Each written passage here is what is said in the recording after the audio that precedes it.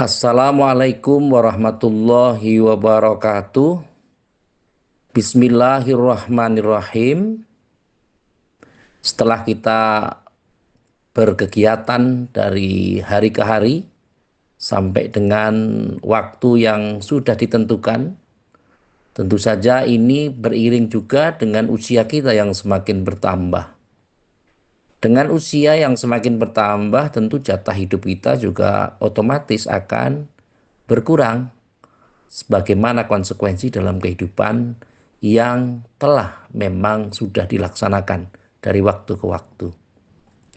Setiap kali manusia mempunyai periode dari anak-anak, remaja, dewasa, tua, sampai lanjut usia, sampai dengan nantinya dipanggil oleh Allah Subhanahu wa taala untuk menghadap sowan kepada Allah Subhanahu wa taala, yang kita sering sebut dengan istilah kematian atau meninggal dunia atau wafat, atau istilah-istilah yang mendukung, yang mempunyai makna yang sama dengan apa yang saya sebutkan tadi. Kalau kita perhatikan bahwa setiap periodisasi perkembangan tentu mengalami momentum yang disebut dengan usia emas.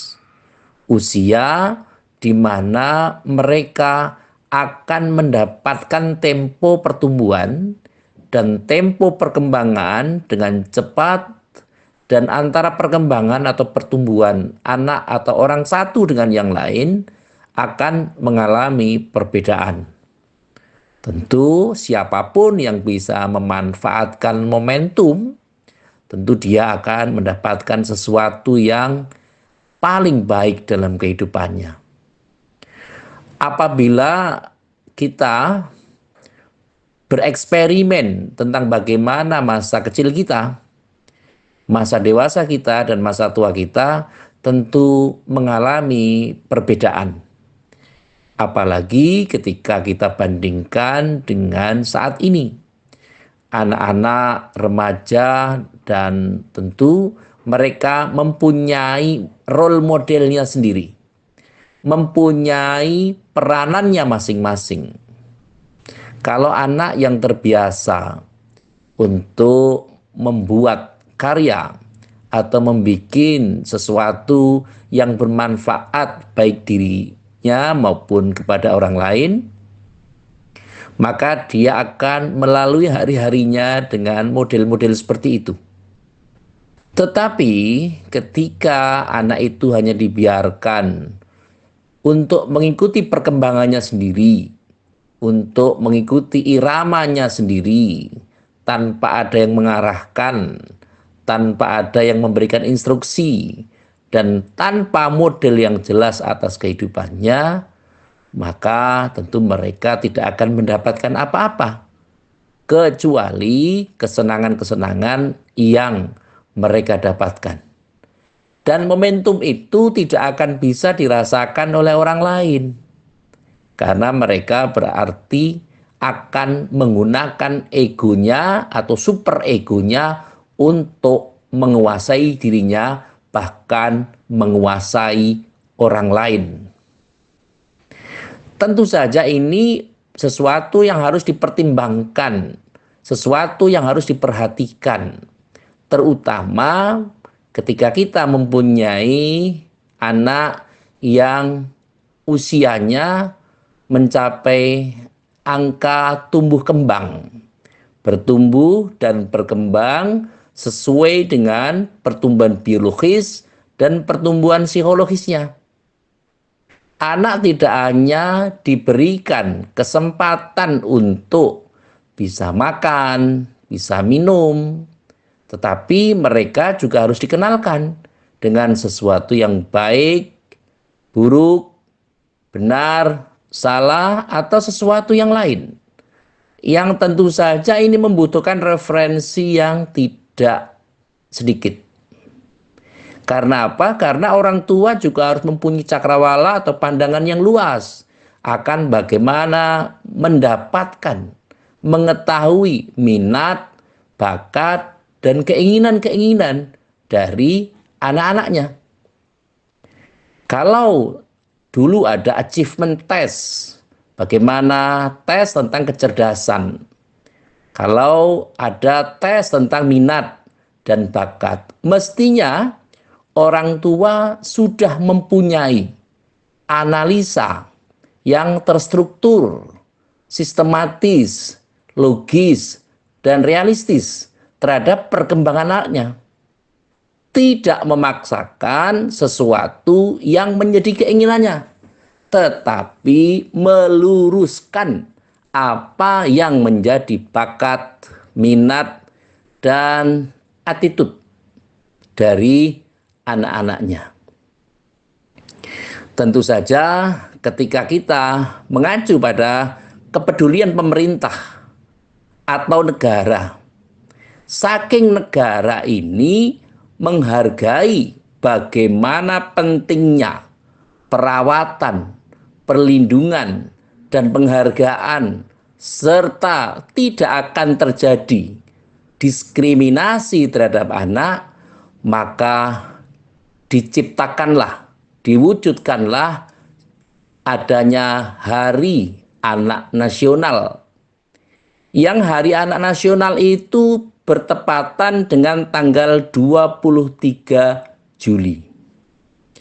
Ini membuktikan bahwa anak merupakan investasi yang sangat mahal, yang harus tidak bisa diabaikan, yang tidak boleh untuk disia-siakan. Mereka harus dibekali dengan tata kelola visi pengetahuan yang memadai untuk kepentingannya, bukan sebagai sarana untuk memuaskan intelektual dari orang tuanya, tetapi anak diminta untuk menjadi subjek, untuk menjadi pelangsung sejarah, untuk menjadi pelaku sejarah, untuk menjadi pegiat dalam rangka mewujudkan cita-cita dari orang tuanya.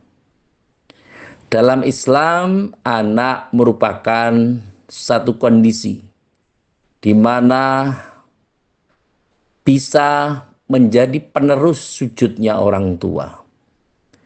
Kalau anak kita berhasil dalam beribadah, anak kita tahu dan bisa memanfaatkan waktu untuk sujud, untuk sholat, untuk beribadah kepada Allah Subhanahu wa Ta'ala, itu merupakan fondasi yang sangat luar biasa. Kadang orang tua berpikir, merasa sedih kalau dia tidak punya uang, tidak punya harta, tidak punya materi yang cukup untuk memuaskan keinginan-keinginan keduniaan anaknya. Tetapi merasa biasa-biasa saja ketika anaknya tidak mau mengenal Allah, tidak mau bersujud, tidak bisa menikmati sujudnya kepada Allah Subhanahu wa Ta'ala. Padahal nanti yang akan menyelamatkan dirinya adalah sujudnya. Meskipun dia punya uang bermiliar-miliar, tapi dari hasil korupsi, dari hasil manipulasi, dari hasil kolusi, ternyata uang itu tidak bisa menyelamatkan kondisinya, baik di dunia maupun di akhirat. Kalau di dunia, itu berarti mereka akan bersinggungan dengan hukum kemanusiaan, undang-undang, dan yang lainnya. Kalau di akhirat, mereka tentu akan mempertanggungjawabkan perbuatannya itu kepada Allah Subhanahu wa Ta'ala. Inilah yang menjadi momentum yang perlu dipersiapkan, terutama generasi sepuh atau generasi tua yang peduli terhadap anaknya, yang peduli terhadap generasi pelanjutnya, generasi yang lebih digadang-gadang untuk lebih baik daripada generasi kita sebagai orang tua. Anak merupakan satu kondisi yang harus dilindungi keberadaannya.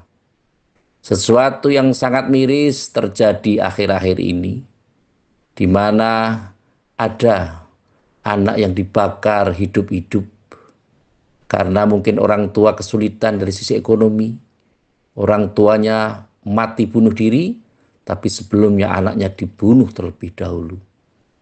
Ini sesuatu yang sangat biadab. Maka anak harus dilindungi untuk bisa bertumbuh dan berkembang dan dijaga keselamatannya dan diberi hak secara maksimal. Ketika anak mendapatkan satu kondisi yang seperti diharapkan oleh agama, maka insya Allah mereka juga akan taat terhadap negara. Sebagaimana di dalam agama menjelaskan bahwa yang paling penting adalah dijelaskan apa yang akan kamu sembah setelah orang tuanya tidak ada. Apakah akan menyembah Allah Subhanahu wa ta'ala, menyembah jabatan, menyembah kedudukan, menyembah status sosial, menyembah materi, atau yang lain. Ini menjadi gambaran bagaimana kita mendapatkan satu kondisi yang luar biasa atas capaian-capaian yang bisa dimanfaatkan oleh keturunan kita atau anak-anak kita. Terutama di dunia pendidikan. Sekarang ini kita ketahui bersama, khususnya di kalangan SMU atau SMA, di dalam penjurusan, waktu dulu ada jurusan IPA, IPS, dan bahasa.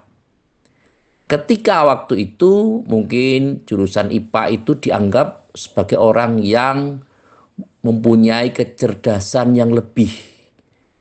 Sehingga orang yang pinter, orang yang punya intelektual atau IQ yang di atas rata-rata itu digolongkan masuknya ke IPA. Kalau yang biasa-biasa saja, yang agak slow respon barangkali, yang tidak punya pengetahuan atau sesuatu yang menonjol atau biasa atau pertengahan, biasanya masuknya ke IPS. Dan ketika IPS nggak masuk, IPA nggak masuk, maka masuknya di bahasa. Padahal sebenarnya hal itu tidak boleh ada diskriminasi. Karena sebenarnya yang paling penting adalah bahasa. Kalau kita bisa mengetahui bahasa, maka tentu saja kita akan membuka cakrawala ilmunya. Akan bisa mengerti pengetahuan dari berbagai macam dan jenis ilmu pengetahuan. Karena kita sudah mengerti bahasanya.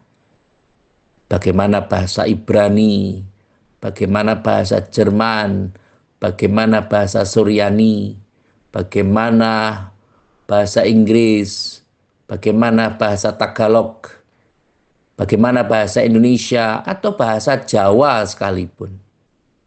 Orang meskipun dia tinggal di Pulau Jawa, di Jawa Tengah, kalau mereka tidak belajar bahasa Jawa, maka dia juga tidak akan tahu bagaimana bahasa Jawa itu. Kadang kita menggunakan bahasa Indonesia dalam keseharian, tetapi lupa dengan bahasa Jawa yang sebenarnya harus kita pelajari sama-sama. Tentu saja mulai tahun 2024 ini, dari kurikulum Merdeka ini, jurusan IPA, IPS, dan bahasa itu sudah dihapuskan. Singkat cerita, jurusan itu tidak ada di sekolah menengah atas atau sekolah menengah umum. Tantangan juga ini untuk Bapak dan Ibu guru, Karena yang biasanya mungkin mengajar bahasa Jerman, bahasa Jepang, bahasa Arab, bahasa Inggris, apalagi bahasa Indonesia, tentu mereka harus banting setir, harus mengupayakan dan harus bisa mencari celah bagaimana kurikulum merdeka ini atau belajar merdeka bisa mendapatkan tingkat pembelajaran atau pendidikan untuk para siswa dengan sesuai dengan kurikulum yang telah dianjurkan atau dipaparkan atau yang telah digunakan oleh sekolah yang bersangkutan. Tentu saja pada saat awal akan sangat banyak pergesekan, akan sangat banyak friksi-friksi yang tentu atau benturan-benturan dari kondisi penyesuaian satu dengan yang lain. Tetapi itulah yang bisa kita jadikan sebagai sarana untuk membantu anak-anak kita untuk menguatkan dan bisa membantu untuk menyalurkan bakat, minat, dan kemampuan-kemampuan mereka. Anak merupakan subjek yang harus dilindungi. Kekerasan terhadap anak harus segera dihilangkan. Maka perlunya kita mengaji, perlunya kita belajar mendidik, perlunya kita belajar bagaimana menginisiasi anak supaya lebih bermanfaat, itu sangat dibutuhkan. Apalagi ironisnya ada peristiwa pengkatrolan nilai raport ketika akan masuk dalam pendidikan tertentu, nilainya diubah, dibantu, kemudian tidak sesuai dengan raportnya. Maka sesungguhnya perbuatan seperti ini akan merugikan anak, merugikan peserta didik, sehingga akan menjadi sesuatu yang menjadikan trauma yang tersendiri. Karena mungkin dalihnya APS, asal bapak senang, atau asal anak senang. Orang tua melakukan apapun, segala cara dilakukan demi untuk kepentingan anak. Meskipun dengan cara-cara yang tidak sportif. Ini harus dihindari. Dan ini perlu mendapat perhatian yang besar bagi semua kalangan. Dalam bahasa sekarang disebut stakeholder. Kalau stakeholder itu sudah bisa bekerja sama, maka anak-anak akan bisa menyesuaikan dengan kondisi.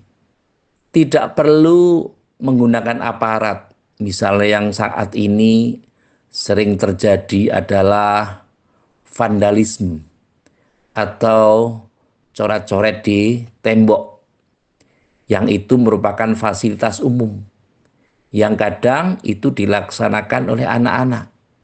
Dan kadang anak-anak itu juga tidak mendapatkan peringatan dari orang tuanya, dari lingkungannya. Kadang merasa bahwa pelanggaran-pelanggaran itu ketika dilaksanakan secara kolektif dan bersama-sama itu dianggap tidak bersalah. Meskipun itu mengkotori gedung atau tembok di sebuah fasilitas, baik fasilitas milik umum atau fasilitas milik institusi tertentu. Inilah yang harus mendapatkan perhatian. Dan anak tidak boleh diberikan pelajaran tentang kekerasan, eksploitasi yang berlebihan, tentang bagaimana dia hidup di kalangan masyarakat yang lebih luas. Kegiatan jam belajar masyarakat perlu diadakan kembali supaya anak tidak liar dalam melaksanakan sesuatu. Pendidikan luring atau daring perlu juga dilaksanakan meskipun kondisi saat ini sedang baik-baik saja. Sehingga penggunaan kuota internet mereka bisa diawasi dan bisa dilakukan perhatian-perhatian yang jelas. Sehingga terciptalah sistem belajar terstruktur, sistem belajar tatap muka, dan sistem belajar mandiri. Kalau mereka bisa menggunakan waktu dengan baik, dengan efektif dan efisien, dengan mempertimbangkan berbagai hal, mempertimbangkan besar kecilnya tanggung jawab yang dibebani kepadanya atau dibebankan kepadanya, maka tentu saja anak tentu akan memiliki leadership atau kepemimpinan. Latihan dasar kepemimpinan perlu dilakukan untuk anak-anak kita. Sehingga pada saatnya nanti ketika mereka menjadi anak yang dewasa, menjadi orang yang harus memimpin negara ini, harus memimpin dirinya sendiri, harus memimpin keluarganya, maka tidak akan mengalami kesulitan.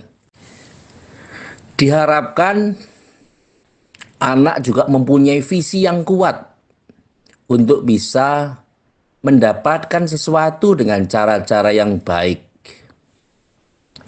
Kita mempunyai contoh yang sangat luar biasa di bulan-bulan Juli ini dan sebelumnya. Anak-anak kita yang usianya 15, 16 tahun, ada Asian Cup yang tentu melibatkan sepak bola usia 16 tahun. Indonesia waktu itu menjadi juara ketiga. Dan yang sedang berlangsung sekarang adalah usia 19 tahun, di mana Indonesia tergabung di grup A yang tentu berlangsung di Gelora Bung Tomo, Surabaya, yang grup A ini terjadi atau dihuni oleh Indonesia, Filipina, Timur Leste, dan tentu saja Kamboja, yang tentu ini memperebutkan untuk menjadi juara grup. Yang nantinya juara grup itu akan ketemu di semifinal dan akan memperebutkan juara 1 dan juara yang ketiga ketika nanti masuk final. Ini bukan masalah olahraganya, tetapi kita bisa berkaca bahwa anak-anak yang usia 15 tahun, yang usia 16-17 tahun, yang usia 20 tahun saja sanggup mengharumkan nama negara, mengharumkan bangsa dan negara. Dari momen itu tentu bisa kita jadikan sebagai pemicu dan pelecut semangat pada anak-anak kita bahwa itu loh anak-anak yang berprestasi, anak-anak yang mempunyai skill hanya sebatas main bola di lapangan. Mereka bisa mengharumkan nama negara. Mungkin hanya main futsal, indoor, tapi mereka bisa mengharumkan bangsa dan negara. Ada olimpiade yang mereka bisa mengharumkan bangsa dan negara. Tentu anak kita harus dilatih untuk berprestasi sesuai dengan bidangnya. Tentu dengan kompetisi yang benar dan kompetisi yang adil, yang bisa dijadikan sebagai sarana untuk meniti karirnya dan mendapatkan prestasi yang sebanyak mungkin. Andai kata anak kita terpicu, dan terlecut semangatnya untuk berprestasi di bidangnya masing-masing, maka itulah kita patut berbangga. Tetapi ketika anak kita belum termotivasi, maka tentu kita sebagai orang tua harus mencarikan jalan yang terbaik agar anak kita mau menginvestasikan dirinya untuk masa depannya sendiri, untuk kepentingannya sendiri, dan syukur bisa mengharumkan nama baik keluarga. Yang paling penting saat ini adalah mari kita jaga momentum yang ada di usia-usia emas ini, di tempo perkembangan yang ada pada anak kita, sehingga anak kita tidak minder terhadap apa yang terjadi, baik di dirinya maupun di lingkungannya. Anak bisa bertumbuh dan berkembang dengan baik secara optimal. Anak mau dan mampu untuk belajar sesuai dengan porsinya. Kita tidak perlu memaksakan, tetapi harus mengarahkan. Kita tidak boleh menghardik anak kita, tetapi tentu harus mendidik dengan baik. Kecermatan dalam mendidik, kejernihan pikiran, dan keikhlasan untuk bermunajat kepada Allah Subhanahu wa Ta'ala tentu perlu kita tanamkan.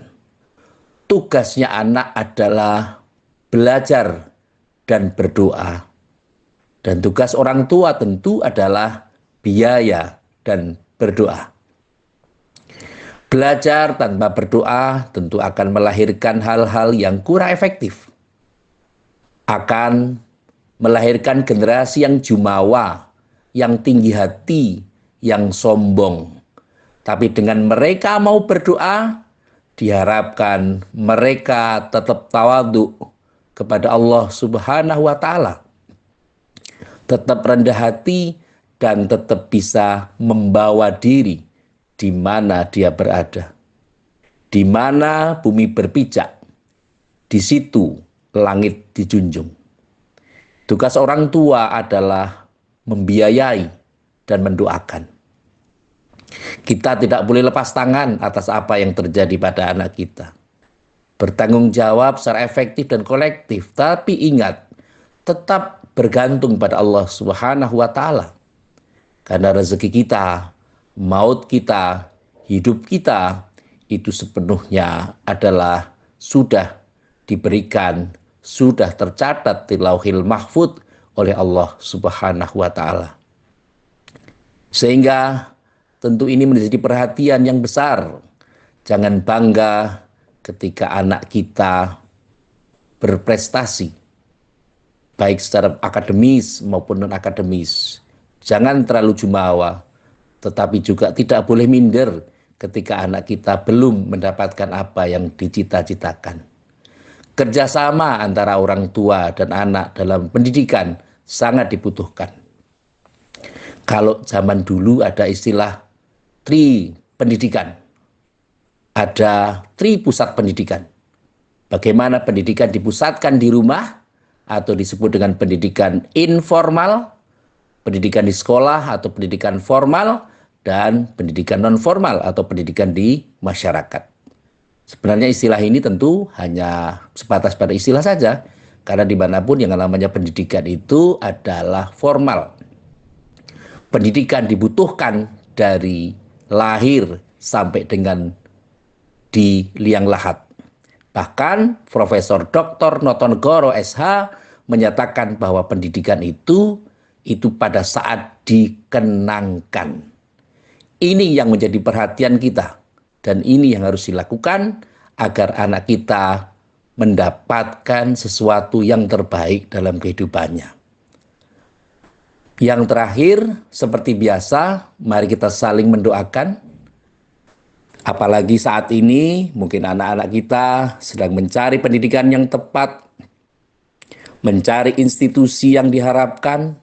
Semoga mereka bisa belajar dengan lancar, mereka mampu beradaptasi dengan lingkungannya dengan baik, mendapatkan teman-teman yang baik, mendapatkan lingkungan pertemanan yang baik, mendapatkan sekolah-sekolah yang baik, sehingga nantinya mereka akan menjalani pendidikan dengan menyenangkan, dengan sesuatu yang baik, dan yang paling penting adalah jangan lupa dilatih untuk beribadah, untuk sholat, untuk ngaji, dan seterusnya. Semoga kesulitan-kesulitan yang ada pada kita, mungkin saat ini ada orang tua atau anak-anak yang sedang berkesulitan dalam kehidupan, semoga Allah memudahkannya. Ketika kita sulit dalam mendapatkan sesuatu, semoga Allah memudahkannya. dan semoga semua kesulitan kita dimudahkan Allah Subhanahu wa taala. Amin Allahumma amin.